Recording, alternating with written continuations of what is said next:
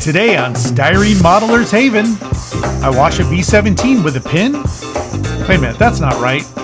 I ruin a perfectly good paint job on purpose. And the fiddly bits never seem to end.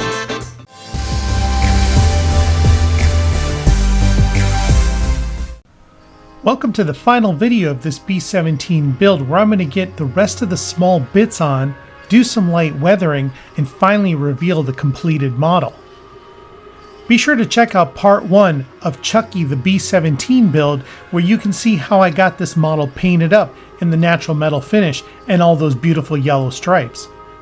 I'm not going for a war-weary warbird, whew, that's tough to say, more of a showbird, so I don't want to do any heavy weathering, so I start with the light pin wash with a homemade mix.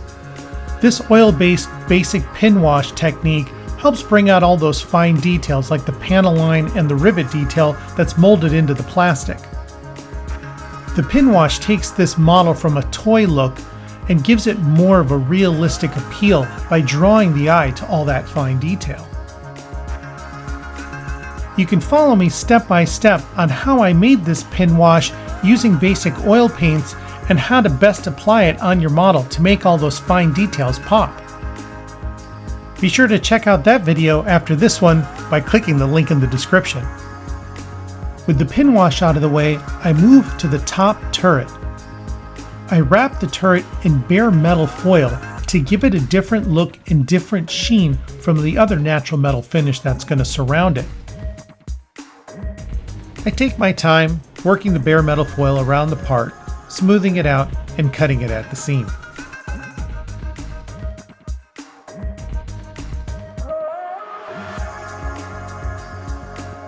Just a matter of wrapping the turret and cutting off all the excess bare metal foil.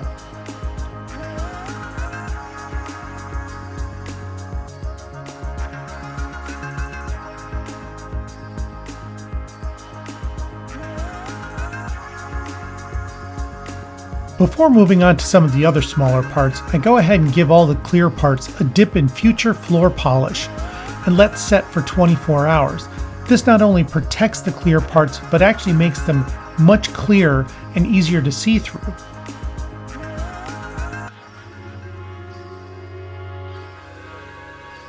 After about 24 hours, when the polish is completely dry, it's much easier to handle these parts without smearing or marring them, and you can also apply some harsher glues without fogging them up.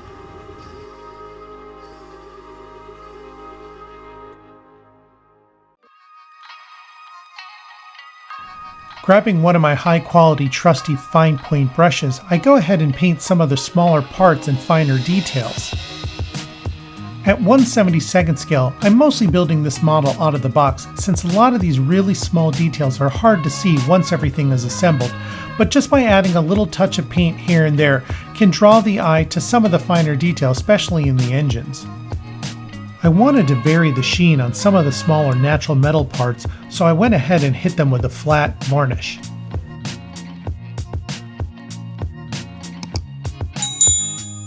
Like the turret, I used bare metal foil to frame out one of the clear parts. But after dry fitting this part, I didn't quite like the way it was looking as it kinda stood out way too much next to the surrounding natural metal finish. So I went another way with this part, and I peeled off all that bare metal foil, and instead applied bare metal foil onto the parts that I wanted to remain clear. Then using some silver paint, I went ahead and painted the frame instead. I peeled away the bare metal foil that was basically acting as a mask, and it revealed a much better match for this clear part. Things are starting to move right along now, and there's just something so satisfying about getting these engines into the B-17. And we can't forget to demask all those clear parts that have been sitting underneath all that masking tape now for several weeks.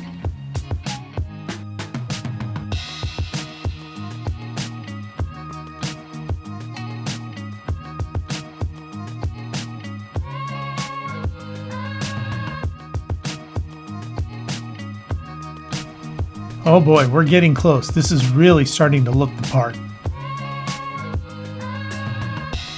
Things were really moving along, but I finally had to get to one of the parts that I was really dreading. It was masking off the ball turret. This part is a bit complicated and has a lot of clear that needs to show, and it's all in 1/72nd scale. This took several tries to get this ball turret all masked up, and it didn't happen in one evening. After masking up that ball turret, I decided to shift gears and hit some of the smaller parts, again using my trusty fine point brush. With all these small bits and bobs finally masked off, it was time to hit everything with an airbrush, and hopefully being the last time I would have to pull out my airbrush for this B-17 build. All that painstaking masking with bare metal foil really paid off by giving me nice sharp lines and a very thin coat of paint.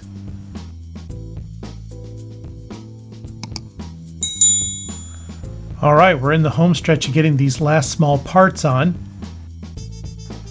A few bits over here. A few bobs over there. And we can't forget some of the more fun parts to put on an aircraft build, like the landing gear and the propellers.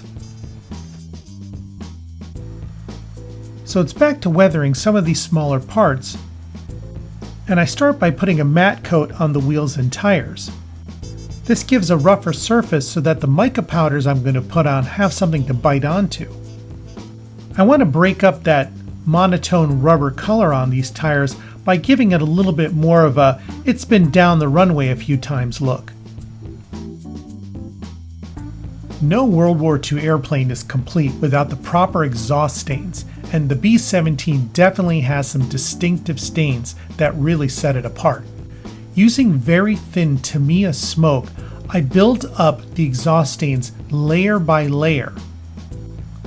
Once I get these stains to where I like them, I hit them with a little bit of flat lacquer to get rid of that glossy look.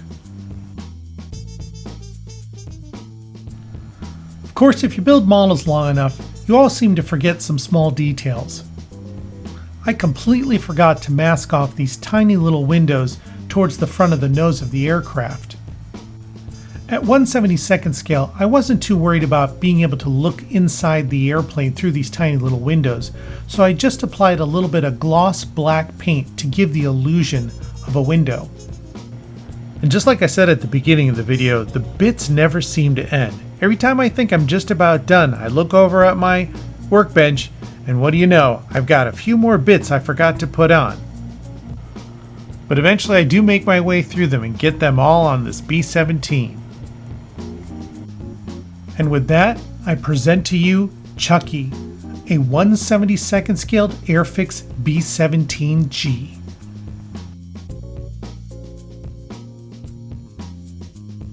Ah, come on! Ah.